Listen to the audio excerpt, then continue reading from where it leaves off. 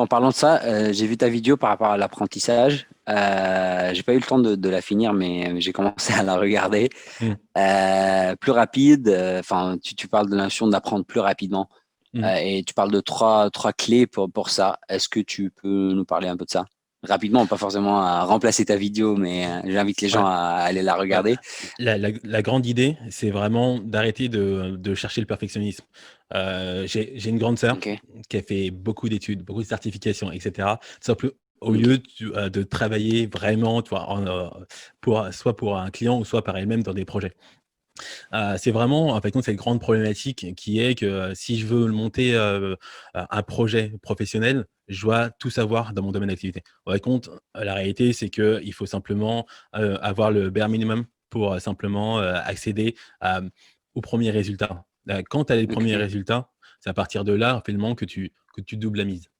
En fait, tu prends plus de risques.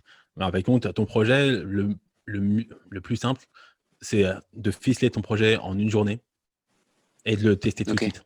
De le tester tout de suite. C'est un C'est modèle c'est la même chose. MVP même en service, quoi. Toujours. Oui.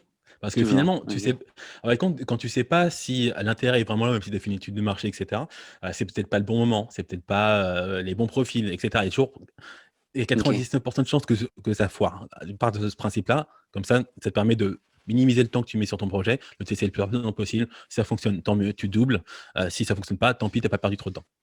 Et c'est pareil pour l'apprentissage. très Généralement, intelligent. Ok, l'apprentissage de l'entrepreneuriat, j'ai déjà entendu ça. Je crois que c'est Maxime Victor qui parlait de ça aussi, comme quoi il y a des écoles qui veulent apprendre l'entrepreneuriat ou ce genre de choses, ou apprendre à être freelance. Et ok. en fait, compte, tu n'apprends pas forcément à être freelance parce que les freelances, il y en a plein de différences, comme les entrepreneurs. C'est des profils différents, des backgrounds différents, des demandes, des besoins différents. Il faut mettre les mains dans le cambouis. Il y a un moment où c'est un peu comme les artisans, en fait. OK, tu Hmm. peux avoir des bouquins sur la théorie, mais tant que tu es pas passé à la pratique, tu vas pas savoir sculpter, en fait.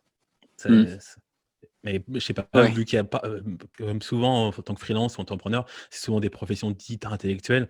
On se dit qu'il faut de la théorie, beaucoup de théorie, beaucoup de théorie. Ensuite, ça passe très bien parce que la théorie a valeur d'expérience, alors que pas vraiment.